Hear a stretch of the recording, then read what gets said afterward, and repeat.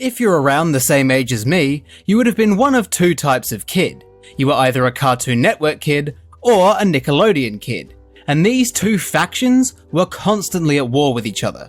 Whether it was at home or at school, on the playground or in a classroom, the Cartoon Network kids and the Nickelodeon kids were at each other's throats.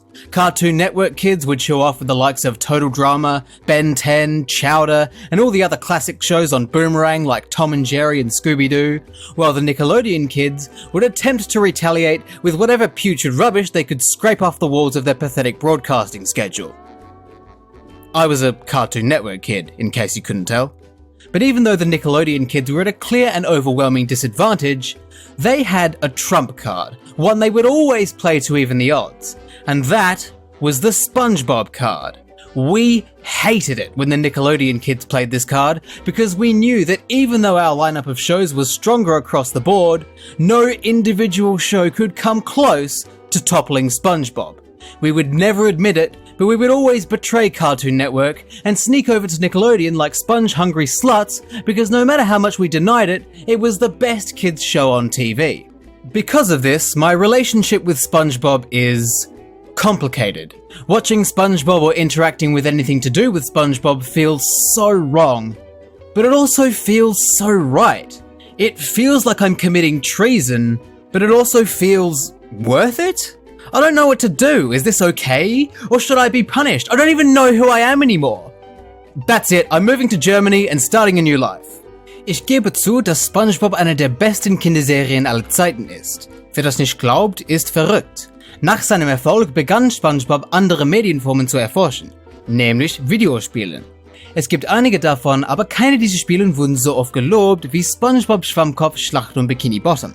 Ich habe nie in meinem ganzen Leben was Negatives über dieses Spiel gehört und deswegen habe ich Angst.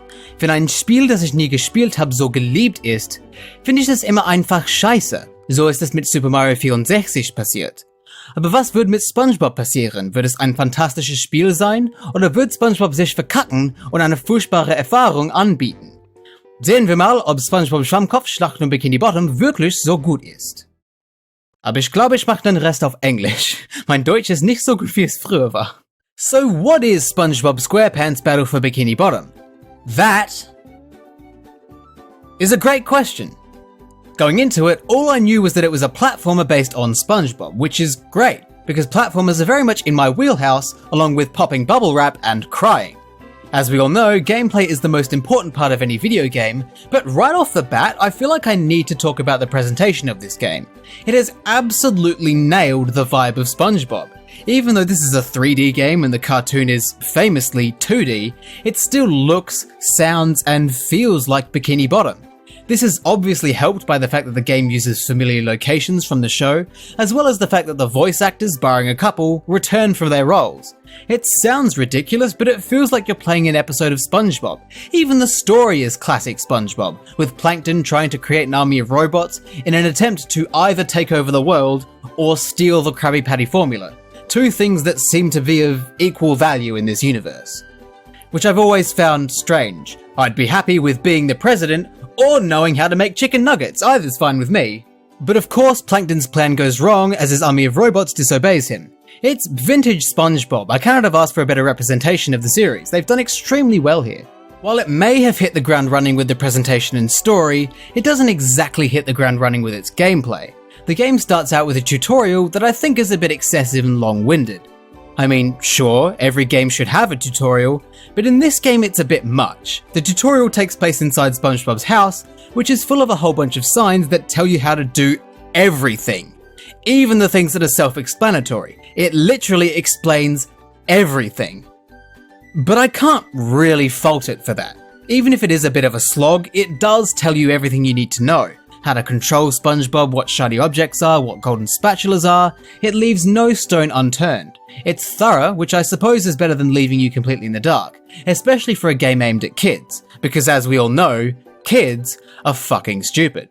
With that, we're ready to start the game proper. After the tutorial, you're let loose into Bikini Bottom.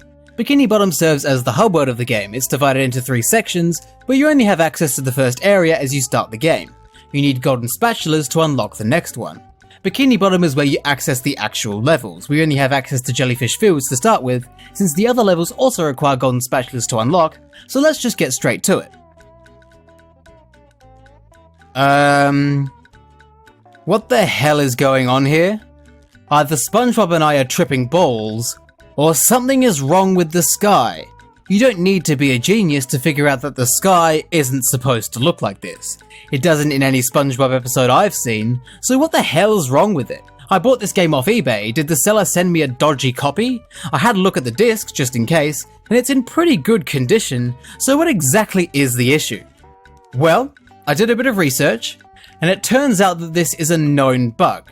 If you play the Xbox version through the Xbox 360 like I did, occasionally the skyboxes won't display correctly and will end up looking like this. Which is so strange. It's just a visual issue though, it didn't impact the gameplay at all, it just looked like we were inside a kaleidoscope. Let's just ignore that tessellation of madness and focus on the gameplay for now. We've already established that this game is a 3D platformer, and it includes elements that are par for the course for this genre. You explore 3D environments, jumping around and attacking things that threaten you. Of the different subgenres of 3D platformers, I'd say Battle for Bikini Bottom falls into the collectathon category. The game is all about completing platforming challenges as well as other side challenges to earn collectibles, in this case golden spatulas, which are required to unlock new levels and areas and progress through the game. But unlike a lot of collectathons, this game isn't really that open. The levels are very linear in their structure, there's only one way through, and rather than exploring side areas in search of your collectibles, you collect them as you continue along the linear path. I mean, it's obviously not a straight line like Crash for example, there are offshoot areas every so often, but the levels are a lot more focused in their direction, things aren't scattered about haphazardly. I actually really appreciate this. When you're dropped into an expansive environment and are allowed to go wherever you want, I find I can often get overwhelmed by it. The pressure of making a decision that influences how you experience a game can be daunting. I don't want to do it wrong, I want to be efficient. Don't give me any agency, just tell me what to do and I'll do it. I don't want any responsibility, I'm just a mere child in a man's body. Please, cradle me in your arms and tell me everything will be alright. Playing Jellyfish Fields gave me a pretty good idea of what to expect from this game. Simple platforming, simple objectives, but overall a solidly fun experience. I really enjoyed going through the first level and I don't really have any complaints so far. But I have to ask, what's with all the checkpoints? The number of times I heard this was ridiculous. There's literally a checkpoint around every corner. The level was not that hard. In fact, most levels in the game aren't that hard. So I don't quite understand what the point of all the checkpoints is. It's very generous, possibly even too generous. But it isn't an outright bad thing. It doesn't take anything away from the game, so it isn't a negative, but still, it's a bit much. Ease up on the checkpoints, please. Anyway, Battle for Bikini Bottom has very simple gameplay. A lot of it revolves around SpongeBob and using his abilities to complete platforming challenges and fulfill objectives.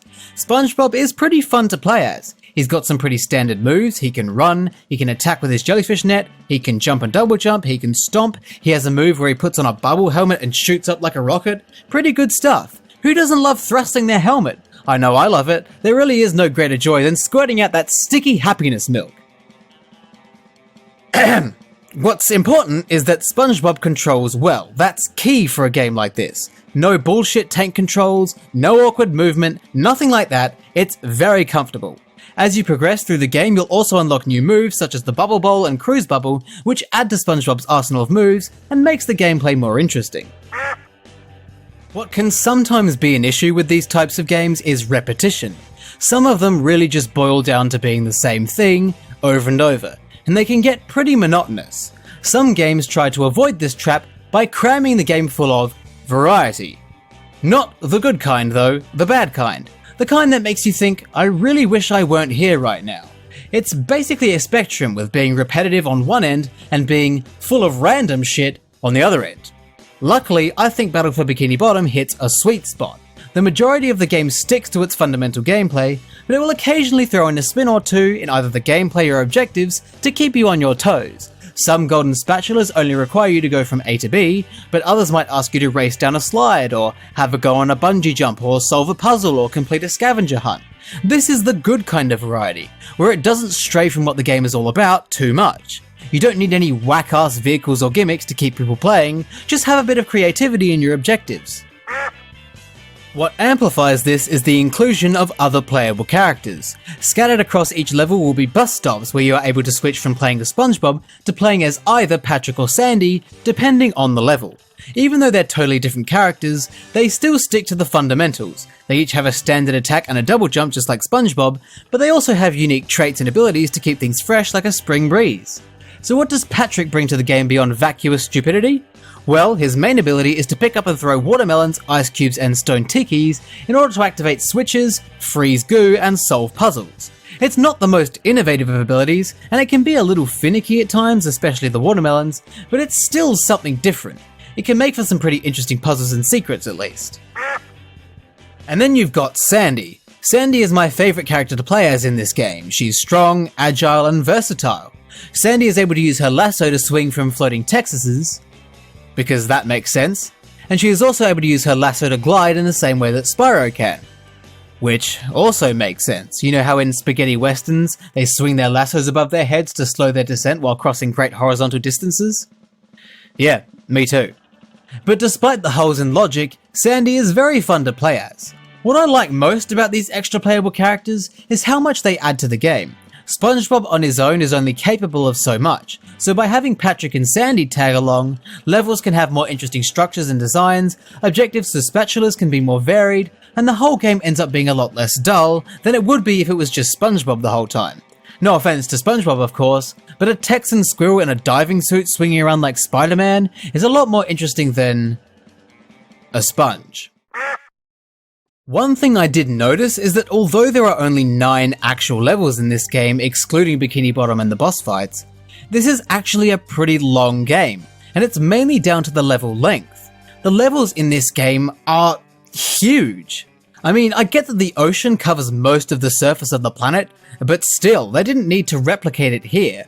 Most levels will take around 45 minutes to get through, even if you aren't trying to collect everything.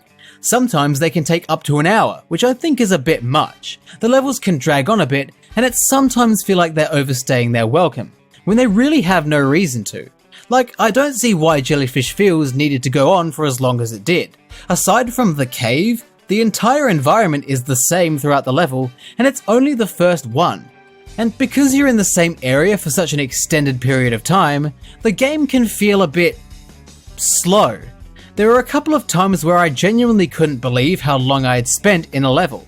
I thought the tutorial was long, but that was just a preamble to the actual average of 51 minutes spent in each level. I've had exams shorter than that. Even the boss fights take a long time. Rather than having 3 lives like every other boss fight to ever exist in this genre, the boss fights in this game have 9. The only exception to this are the King Jellyfish and Flying Dutchman fights, which take place within actual levels, and the final boss because it has 2 phases. That fight took me about 20 minutes. It was a bit much. That being said though, the bosses in this game are actually quite good. They actually make an effort to beat you, unlike some villains.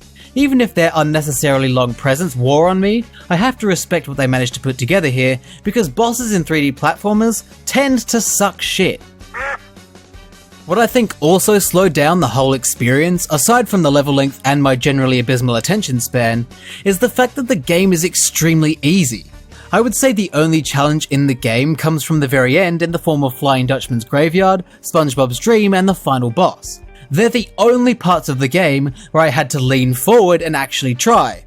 Because of the really easy platforming and the generous amounts of checkpoints, there was never a point where I struggled.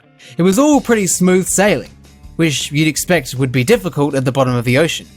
I don't really know what I expected. Games of this nature are usually on the easier side, but I just wanted more. At one point it certainly looked like SpongeBob was beaten to a pulp, but it never actually happened. One of the great appeals of video games for me is being presented with a challenge and having to overcome it. Battle for Bikini Bottom never really presented a challenge. It was as easy as A, B, and whatever comes after that. Despite that though, I really enjoyed the game. Upon reaching the end of it, I wasn't really ready to put the game away, so I did what collectathons always tempt me to do, and I pursued 100% completion. And that was a bad idea. Going for 100% sucked a lot of the fun out of the game. Going for golden spatulas was great, they usually present a unique challenge or objective that is often enjoyable, but all of the other faff can just bugger off. One of the things you need to do to collect spatulas is find Patrick's missing socks. For every 10 socks you return to him, he'll give you a golden spatula. But collecting the socks is such a slog. They're either extremely well hidden, or locked behind really strange objectives that the game never hints at, like whacking the top of a fountain. Going through the levels normally was already a little draining at times, so imagine having to do it all again, scouring the levels from top to bottom in search of Patrick's bastard socks. Why does he even have 80 missing socks to begin with? He clearly never wears them. The other thing you need to do to earn golden spatulas is to buy them from Mr. Krabs. It sounds alright, but his prices are absolutely ridiculous. It gets to the point where you need to farm for shiny objects in order to buy them all, because there's no way you'll end up collecting enough on one run through of each level. On top of that, you also want an extra 40,000 shiny objects to get into the theatre. Honestly, inflation is getting out of hand. Back in the day, you could buy a house with that. And you don't even get anything worthwhile for completing the game all the way. The good thing is, you aren't forced to go for 100% to see everything, unlike some games. It's entirely optional, and that's how it should be. I took a bit of a negative turn towards the end there, but even despite the flaws, despite the excessively long levels, pathetic difficulty, a boring 100% experience, an occasionally fucked up skybox, and an overabundance of checkpoints, I can't deny what we've got here. My Cartoon Network blood is boiling at the thought of it, but SpongeBob SquarePants Battle for Bikini Bottom is a brilliant game. It's an immensely enjoyable game and very solid across the board. The fundamental gameplay is fun, the levels and objectives are varied, the other playable characters are enjoyable. It's a great game, and I think its greatest strength is that it feels like SpongeBob. A lot of licensed games feel like soulless cash grabs, but this one has heart, and I have to respect that. The presentation is immaculate. If you're a fan of great 3D platformers and/or SpongeBob, this is a game you'll certainly love. I guarantee it really is that good.